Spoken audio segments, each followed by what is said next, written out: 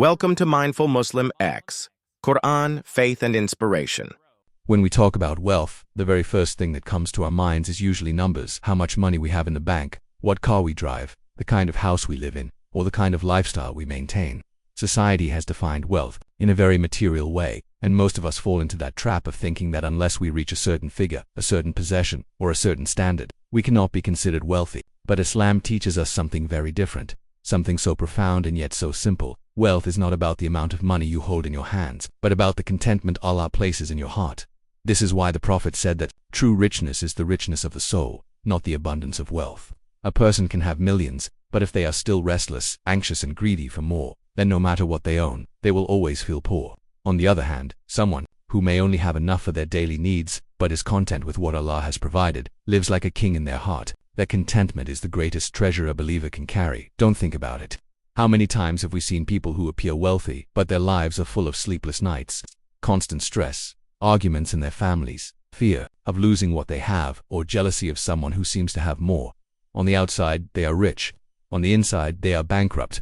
And then we see simple people, sometimes villagers, sometimes workers earning just enough to make it through the day. Yet they smile, they sleep peacefully, they thank Allah for the smallest blessings, and they don't carry that burning fire of greed in their hearts. That is real wealth. The Quran reminds us again and again that what we chase in this world is temporary. Allah tells us that the dunya is nothing but play, amusement, and competition in piling up wealth and children, like rain that produces vegetation which then withers away. So why are we running endlessly after things that will eventually vanish? True financial freedom starts when you realize that money is only a tool, not a destination. It is meant to serve you, not to enslave you. When your relationship with wealth is based on contentment and trust in Allah, you free yourself from the chains of endless desire. Many of us keep telling ourselves, I'll be happy when I reach this income level, when I buy this house, when I get that car, when my business grows to this point. But the truth is, once you reach that point, another desire comes, then another, and it never ends. It's like drinking salty water. The more you drink, the thirstier you become. That's why the Prophet said that if the son of Adam had a valley of gold, he would wish for another, and nothing will fill his mouth except the soil of his grave. This world cannot fill the emptiness of the heart. Only Allah can. So redefining wealth in Islam is about shifting your mindset. It's about asking yourself, am I wealthy because of what I own, or because of how much I can live without? Am I measuring my success by the size of my house, or by the size of my gratitude? Am I chasing numbers in my bank account, or am I building numbers in my book of good deeds? The wealth that truly matters is the peace of knowing Allah is with you, the contentment of trusting His plan, and the gratitude that turns even the smallest blessings into treasures. That is why the believer who lives with his reach than the one with millions but a restless soul. Because when your heart is satisfied, you already possess more than this world could ever offer. True wealth is not in your pockets, it is in your heart. When we talk about financial freedom, we cannot ignore the foundation upon which it rests, and that foundation is earning in a way that is pure, clean, and halal. It doesn't matter how much money you accumulate, if the source is tainted with dishonesty, interest, exploitation, or unlawful means. Then that wealth will never bring barakah, it will never bring true happiness, and it will never give you the peace of mind that financial freedom is supposed to bring. The Quran and Sunnah emphasize this again and again. That wealth earned through haram is like poison. It may taste sweet for a while, but eventually it destroys from within. Think about it. A person can be sitting on a mountain of money, but if it has come through lying, cheating, corruption, or interest-based dealings, that money becomes a burden, not a blessing. They may eat from it, but their stomach feels no satisfaction. They may build houses with it, but those walls hold no peace. They may buy luxuries, but their hearts remain empty. On the other hand, a person who earns less, but ensures every penny comes from an honest and halal source, sleeps with a calm heart, eats with gratitude, and lives with dignity. That is the difference halal makes. That the Prophet told us that every body nourished with haram will be fuel for the fire. These are heavy words, and they remind us that wealth is not just about comfort in this world, but about accountability in the hereafter. When you stand before Allah on the Day of Judgment, you will be asked about your wealth, not just how you spent it, but also how you earned it. And imagine standing there with millions, but none of it accepted because the source was impure. What a loss that would be. One of the biggest challenges of our time is that haram income is often made to look attractive. Interest-based systems dominate. Shortcuts through dishonesty seem to offer quick results, and corruption sometimes appears as the only way forward. But as believers, we are called to rise above that temptation, to choose purity over profit, and to trust that when you choose halal, Allah places barakah in your wealth. Even if the numbers appear smaller, that barakah stretches your earnings, it blesses your health, it protects your family, and it brings peace to your soul. Many of us think, if I don't take this shortcut, I'll be left behind. If I don't compromise, I won't succeed. But Allah is our Razak, the provider. Sustenance is already written for you, down to the last morsel you will eat. So why chase it through forbidden means? Why stain your hands and your heart for something that was already destined? Truth is, the money that comes through dishonesty never really stays. It slips away, it brings problems, it causes fights, it brings anxiety. Whereas halal earnings, no matter how small, carry blessings that make them feel abundant. Let's be honest with ourselves. We sometimes justify haram income by saying, it's just a little interest, or it's just one lie, or everyone is doing it. But the believer knows that even a small amount of haram can block the acceptance of du'as. It can take away the sweetness of worship, and it can become a barrier between us and Allah. Is that small gain really worth such a huge loss? Financial freedom in Islam is not measured by how much money you make, but by how clean that money is. A little with purity is better than a lot with corruption. Because true freedom is when you know you can use your wealth without guilt, without fear, without worry about its source, and without shame when you stand before Allah. That is why halal earnings are not just an option, they are the very foundation of financial freedom. True financial freedom begins not with how much you have, but with how pure what you have truly is. When we think about financial freedom, one of the biggest traps that holds people back is the endless cycle of debt. It's almost become normal today for people to live constantly owing someone else, whether it's banks, companies, or even friends and family. But in Islam, debt is not just a financial inconvenience, it's a serious matter, a weight on the soul. The Prophet used to seek refuge from being in debt. When asked why, he said that a person in debt begins by lying and ends up breaking promises. That tells us that debt doesn't just harm our wallet, it affects our character, our relationships, and our peace of mind. Many people today chase a lifestyle they cannot afford, and to maintain it, they borrow. They buy things not because they need them, but because society pressures them to appear successful. They take loans to host extravagant weddings, to drive cars they can't afford, to live in houses beyond their means. And in the end, what happens? The money runs out, but the debt remains. The pressure builds, stress takes over, and what they thought would bring happiness actually becomes a burden. True financial freedom cannot exist when your every paycheck is already promised to someone else before it even reaches your hands. Islam. Debt is described as something so heavy that even martyrdom cannot wipe it away unless it is repaid. That should make us pause. It should make us realize that borrowing casually, without real need, is not a light matter. Of course, there are times when debt may become necessary, like in genuine hardship, medical needs, or survival situations, but even then, it should be taken with seriousness, with a plan to repay, and with the understanding that it is a trust. But to take loans just to keep up appearances or to indulge in luxury is to shackle yourself with chains you may never escape from. Think about the irony. We seek financial freedom because we want peace, yet debt removes peace. We want stability, yet debt brings instability. We want dignity, yet debt often strips away dignity as we end up dependent on others. And so, if we want true freedom, we must learn to live within our means, to appreciate what we have, and to prioritize contentment over competition. One of the most powerful ways to break free from debt is to shift our mindset from greed to gratitude. Instead of saying, I don't have enough, say Alhamdulillah for what I do have.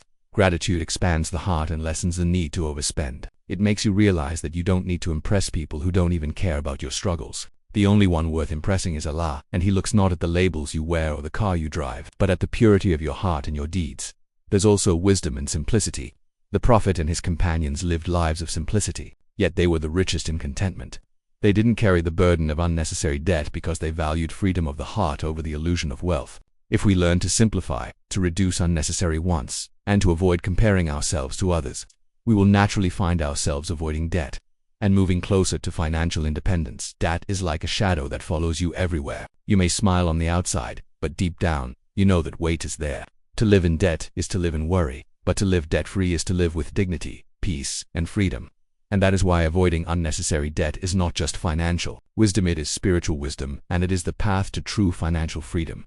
True freedom is when you can walk through life without the weight of owing anyone but Allah. When we speak about financial freedom from an Islamic perspective, one of the most essential elements is generosity, learning to give for the sake of Allah. Many people think financial freedom is about accumulating more and more, holding tightly to wealth, and building bigger reserves. But Islam teaches us something entirely different. Real freedom comes when you are not enslaved by your money. And one of the most powerful ways to free yourself from that enslavement is to give. The Quran tells us, whatever you spend in the way of Allah, He will replace it. This is not just a promise, it is a principle. Every time you give sincerely, whether it is in the form of charity, zakat, or simply helping someone in need, you are not losing wealth. You are planting seeds that will grow in ways you cannot even imagine. Sometimes, those seeds return as financial blessings, but more importantly, they return as barakah, as contentment, as peace of heart. And isn't that what true freedom is really about? Think of how liberating it feels to know that your wealth is not just serving you, but also serving others. The poor, the needy, the orphans, the causes that bring good into the world. When you contribute to them, you become part of something greater than yourself. Your wealth no longer becomes a chain tying you to worldly desires. It becomes a bridge that connects you to the pleasure of Allah. But generosity is not just about big amounts. Sometimes people wait until they feel wealthy enough before they start giving. They say, once I have enough savings, then I'll give. But the truth is, generosity is a habit, not a number. The one who gives when they have little often gives more sincerely than the one who waits until abundance arrives. And the beauty of it is that Allah looks at intention, not size. A few coins given with sincerity may weigh heavier on the scale than millions given with arrogance. Generosity also protects the heart from greed. Money has a strange power. It can either be a tool or a trap. If you hold on to it too tightly, it begins to control you. You find yourself obsessing, worrying, and never satisfied. But when you give, you remind yourself that money is just a means, not an end. You prove to yourself that you control it, not the other way around. This is why the Prophet described charity as a shield. It shields you from the fire, but it also shields you from the diseases of the heart like greed, selfishness, and arrogance. And there's another beauty in generosity. It builds communities. Imagine a society where the wealthy hoard everything, refusing to give. You would have division, resentment, inequality. But when generosity flows, it creates bonds of love, trust, and care. The giver feels joy, the receiver feels relief, and society becomes healthier, stronger, and more united. Financial freedom then is not about having enough just for yourself. It is about reaching a point where your wealth can be a source of relief for others. True success is not measured by the size of your bank account, but by the size of your impact. You may leave behind wealth, but if you leave behind lives you touched, prayers you inspired, and smiles you created through generosity, then you have achieved a far greater legacy. Generosity frees you from fear. So many people hoard because they are afraid of poverty, afraid of the future, afraid of loss. But when you give, you declare your trust in Allah. You are saying, my future is in His hands, not in my bank balance. That is the essence of tawakkul, and that is the essence of freedom. True financial freedom is not just about how much you keep, but about how much you are willing to give for the sake of Allah. One of the most overlooked aspects of financial freedom in Islam is contentment, learning to live within your means and appreciating what Allah has already given you. Many people think that freedom comes when they can buy anything they desire, travel anywhere they want, and own everything they dream of. But in reality, that is not freedom. That is simply transferring your slavery from people to possessions. Real freedom is when you no longer feel the constant urge to compete, compare, or consume, but when you feel at peace with what you have. The Prophet told us that true wealth is not in the abundance of possessions, but in the richness of the soul. Think about that for a moment. How many people have all the material comforts of this world yet still feel empty? How many have massive homes, expensive cars, and overflowing bank accounts, yet they live restless lives, constantly chasing after the next upgrade, the next deal, the next purchase? That is not freedom, it is a trap. And yet, there are those with modest means, perhaps even struggling at times, but they carry a smile, they sleep peacefully, and they wake up grateful. That is richness of the heart. Contentment does not mean we stop striving.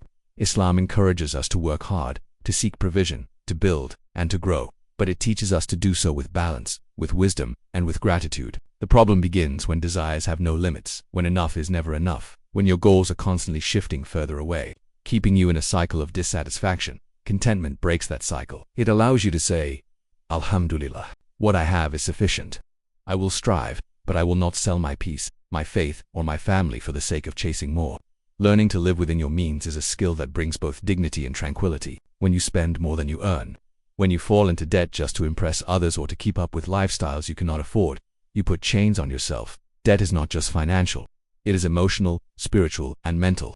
It robs you of with sleep, it takes away your independence, and it places your future in the hands of others. But when you discipline yourself to spend wisely, to prioritize needs over wants, and to avoid extravagance, you taste a kind of freedom that money itself cannot buy. It is not about denying yourself joy. Islam never tells us to live a life of misery or deprivation. It allows us to enjoy the blessings of this world: beautiful clothes, delicious food, comfortable homes as long as they are earned, halal, and used responsibly. The danger lies in extravagance, in making luxury a necessity, in allowing desire to become endless. That is when blessings turn into burdens. There is also a hidden beauty in simplicity. The simpler your life, the lighter your heart. You stop worrying about losing things because you are no longer defined by them. You stop comparing yourself to others because you know your risk has already been written. You stop envying because you understand that contentment is greater than ownership. And when you embrace that mindset, every small blessing feels enormous, and every moment feels like a gift. Financial freedom, then, is not measured only by your income, but also by your attitude. Two people could earn the same amount, yet one is constantly stressed, buried in loans, chasing after luxuries, while the other is calm, debt-free, generous, and grateful. Which of them is truly free? When your heart is content, you are not a slave to money. You can enjoy it, use it, give it, and let it serve you instead of the other way around. That is why contentment is not just a mindset, it is a form of wealth, one that never devalues and never runs out. True financial freedom begins the moment you learn to be satisfied with what Allah has already written for you. One of the most powerful dimensions of financial freedom in Islam is generosity. True wealth is not proven by how much you keep, but by how much you are able to give. A person can accumulate millions, yet if they cannot part with even a small portion for the sake of others, they are still chained by greed. But when someone learns to give with sincerity, they unlock a treasure far greater than anything in their possession. The treasure of Barakah giving in Islam is not just charity, it is an act of worship. Every time you spend on those in need, you are in fact investing with Allah, and He is the best of all givers. Think about it. When you put your money in a bank, you expect a return. But when you give for the sake of Allah, your return is guaranteed by the Creator Himself, multiplied many times over, in ways you may not even imagine. This is why the Quran often describes spending in the path of Allah as planting a seed. A single seed can grow into a tree that gives fruit for generations. That is the reality of generosity. What you give may seem small, but its impact can echo endlessly. Generosity also purifies wealth. No matter how hard you work or how halal your earnings are, there is always the possibility of excess, mistakes, or unnoticed errors. Zakat and sadaqah cleanse your wealth just as wudu cleanses your body before prayer. They remove hidden stains and protect your wealth from being a source of harm. It is as though you are acknowledging to Allah, Ya Allah, this wealth is yours, I am only its caretaker. That humility attracts blessings in ways that hoarding never can. But generosity is not only about money, it is also about the heart. When you give, you break the chains of selfishness. You remind yourself that wealth is not an idol to be worshipped, but a tool to be used for goodness. You begin to see money for what it truly is, a means, not an end. And the more you give, the lighter you feel, because you no longer define yourself by what you own. Instead, you define yourself by how you serve. Look around our communities today. How many people are struggling silently? How many families are suffocating under the weight of debt, unable to provide even the basics? How many orphans dream of an education? How many widows cry at night? How many parents pray for relief? And yet, we as a community often have enough to cover these needs many times over. The problem is not the lack of wealth, but the lack of circulation. Wealth that is locked away brings no life, but wealth that is shared becomes a source of hope, dignity, and revival. True financial freedom is not about escaping responsibility but embracing it. When you give, you are not just lifting someone else, you are freeing yourself. You are freeing yourself from the arrogance of thinking that everything you have is because of your own effort. You are freeing yourself from the anxiety of holding on too tightly. You are freeing yourself from the illusion that wealth will stay with you forever. And remember this, no matter how much you spend, you will never outgive Allah. The more you give, the more He provides. The Prophet promised us that charity does not decrease wealth. On the surface it may seem like subtraction, but in reality it is multiplication. Your giving might save you from calamities you never saw, from illnesses you never knew, from losses you never anticipated. It might open doors you never dreamed of, because Allah's generosity is unmatched. Generosity is the crown of financial freedom. It is the sign that you have risen above fear, above greed, and above selfishness. And when you learn to give freely, you discover a wealth that cannot be measured in numbers, a wealth that lives in the heart, a wealth that follows you into the hereafter, a wealth that never ends. True financial freedom is achieved the moment you use your wealth to lift others closer to Allah.